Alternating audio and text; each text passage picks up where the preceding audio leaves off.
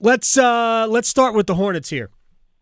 I thought that maybe they were preparing something this year to make a little run at least the play-in. Is it markedly worse than we anticipated? And are they going to be major sellers over the next month? Markedly worse than anticipated is a very kind way of saying what they really are at this point, which is this is the ground floor. They are going to start all of this over. At this point, I feel confident in saying maybe 4 guys are quote-unquote untouchable, and I may be overestimating that by 2. But I would say LaMelo Ball, who was also the East's leading vote getter in the All-Star game, despite having missed at least half of the season so far, which go factor that for yourselves. You have that going on. You have Brandon Miller that's missed time. Mark Williams is finally rounding into shape to where he's actually playing more than 20 minutes a game. And then the last one is Tejan Salon, who has a ridiculously horrible field goal percentage. Those are the only 4 guys that I would think are quote-unquote untouchable. Everybody else probably can be had for a reasonable price at this point. Reasonable price is not good. You hope you have assets that will bring you number one, first round picks or promising young players that you can develop in return. So let me ask you to put on your Hornets GM hat, Konata. Who would you really keep? Honestly, it's Brandon and it's LaMelo. And I know people are going to want to go, hey, you should sell high on LaMelo. At this point with this CBA, it doesn't make sense unless he absolutely becomes untenable or it's a Jimmy Butler situation where even then he's locked into this contract. And with the way the CBA goes, there aren't going to be any more Ben Simmons where I'm just not going to play because they'll find you into oblivion and it doesn't make any more sense. At this point, I'm keeping Brandon. I'm keeping LaMelo. Everybody else can be had for a price. Even Mark Williams, who looks like he's going to be a legitimate top 10 center at some point in his career. At this point, he doesn't have the games, but those are the 2 guys I'm absolutely keeping.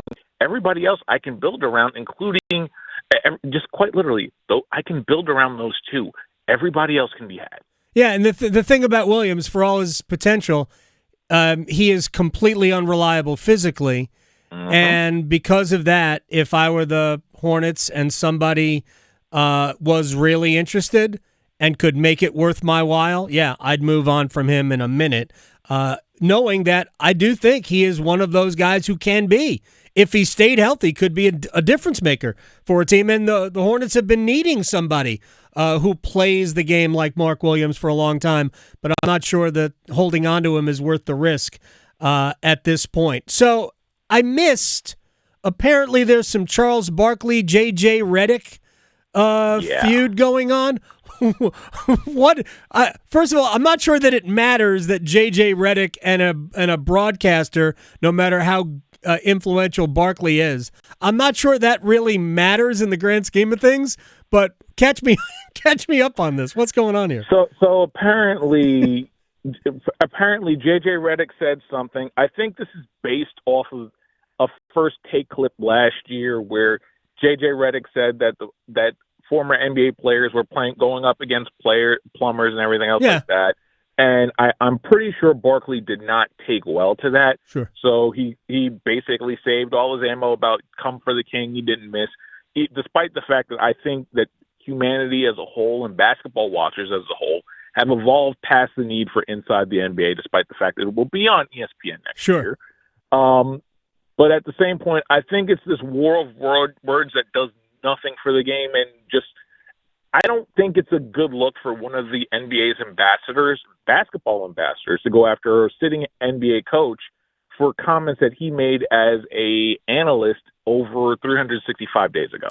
Yeah, and I actually remember Reddick saying that, and he's got a point. The game has evolved athletically to the point where, like, they used to have guys who were there just to serve a purpose, just to, muscle people around. Yeah. And now everybody can play. I mean, you're either an elite run and jump athlete, or you're a 3-and-D guy. Look, Draymond Green said it on his podcast. Everybody in the game can make a three. Absolutely, and despite the fact that Draymond said that, he really can't make a three. But he used to. We're not going to quibble. We're not going to quibble with actual facts on that. But there are no more Kevin Willises. There are no more Charles Oakleys. That's fine. People can complain about the amount of threes taken. Unfortunately, thanks to the wingspans of these players, it's not easy to go get those mid-ranges. Those mid-range jump shots now become tip shots, and when those tip shots are grabbed by the big man, they become outlet passes in easy 2-on-1 situations. Like, there's a lot of things that I don't think people consider about what the game is now, especially with the wingspan of these defenders. You have small forwards with 6'11", 7 foot, 7'1" wingspans now. It's impossible to do certain things that you used to be able to do, unfortunately, at this point. So I get that people don't like what the game has evolved into, but unfortunately, this is what, like, human evolution will eventually do. Not a describe on Twitter. So when you play the San Antonio Spurs, where is the mid-range, considering Victor Wembanyama blocks everything? You mean the future defensive player of the year, Victor Wembanyama, the guy that 10 times over. Yeah, like, he's going to win this year. He announced his presence on Christmas, where a game that I managed because of the time difference. I stayed up a decent amount of time to watch that game because Victor managed to announce his presence to the entire world on Christmas, despite the fact that the Knicks ended up winning that game. Yeah. Like, he's here. It's no longer Victor's coming. No. He is here right now. They're going to do damage, and I shudder to think someone is going to have to play him in that 7-8 or 9-10 game, and I feel bad for them because that might be a bad night at the office because that dude looks to steal souls. So I got roped into playing fantasy basketball. How? It's a longer story than we have time for, but I got roped into playing, and there's believe it or not, there are 17 teams in this league, which is the dumbest thing ever. And I had the 16th pick. And right, exactly. So I knew I had no chance. I think Wembanyama ended up going like 5th in our league, and I couldn't figure out why he didn't go first. Because you could see, he's a center, and you could see what was coming. I'm not going to say I didn't think it would happen this fast, but I think his development is a little bit quicker than I anticipated. You could tell the talent, but I wasn't sure he'd be strong enough. But my gosh, I don't even know what the league is going to do with him. The Western Conference has 1 to 2 more seasons before he starts taking everything from the West. And you're going to see guys start coming east because that's a machine out there. That is, like, he is, I don't want to put it this way, but unfortunately I have to.